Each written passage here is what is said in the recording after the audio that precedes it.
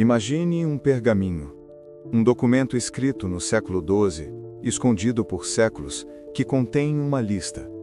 Não uma lista qualquer, mas a lista completa de todos os papas da Igreja Católica, do seu tempo, até o fim do mundo.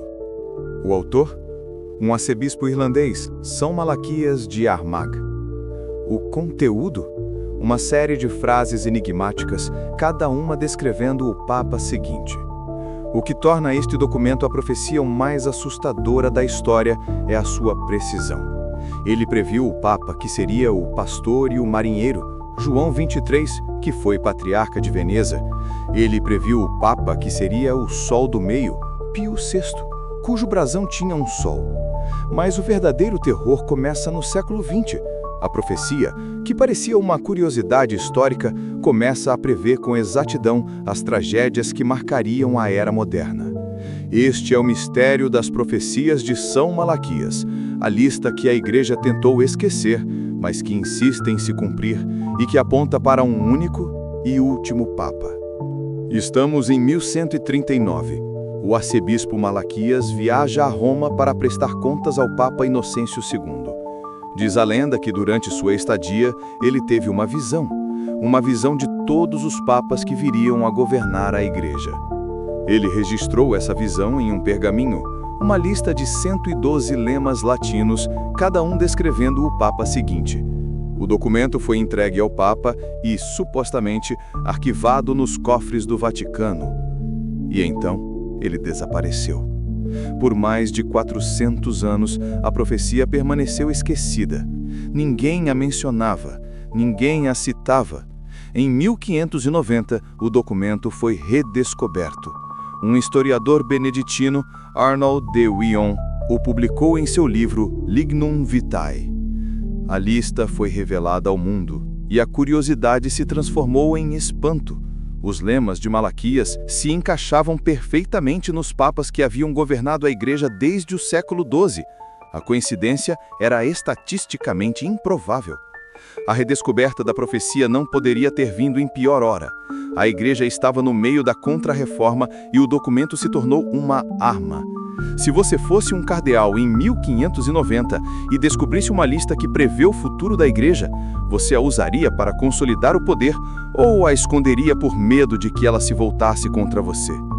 O que realmente prende a atenção na profecia não é o que ela previu na Idade Média, mas o que ela previu no século XX, o século das grandes tragédias.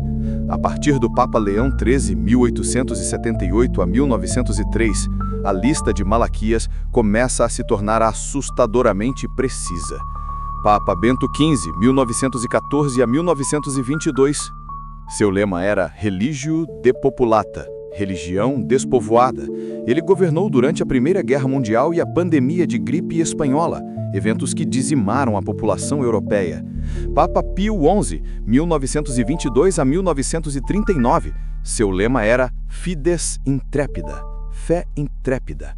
Ele enfrentou a ascensão do nazismo e do comunismo, regimes que perseguiam a Igreja.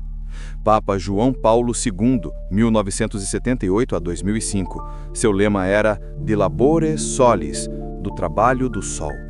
Ele nasceu em um eclipse solar e foi enterrado em um eclipse solar. Ele foi o papa que mais viajou na história, trabalhando incansavelmente. A cada novo papa, o mundo olhava para a lista de Malaquias. A profecia, que deveria ter sido esquecida, se tornou um guia sombrio para o futuro. O meio do vídeo se concentra na tensão. A cada lema, a história parece se curvar para se encaixar na profecia. A lista não é apenas uma previsão, ela é um espelho que reflete as maiores crises da humanidade. Agradeço por continuar conosco. O melhor deste mistério, a controvérsia da falsificação e o último Papa ainda está por vir. A precisão da profecia é tão grande que levanta a questão: é real ou é uma falsificação?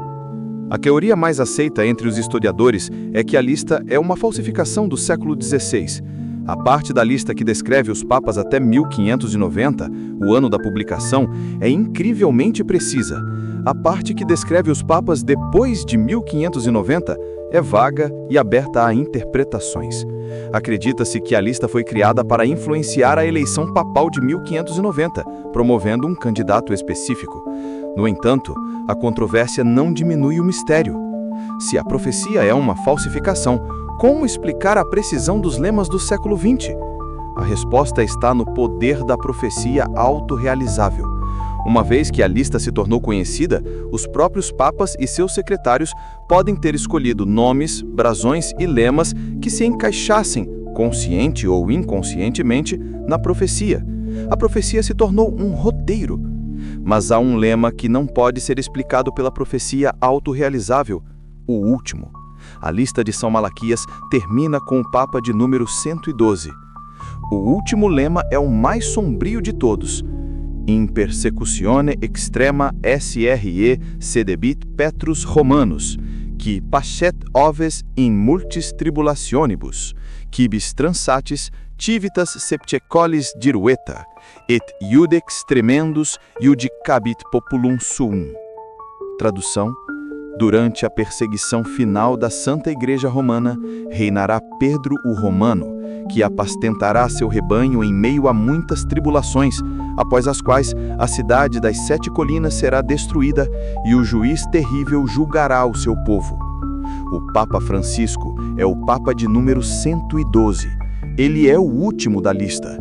A profecia, real ou forjada, nos força a confrontar a fragilidade da nossa história e a tentação de buscar um roteio para o caos.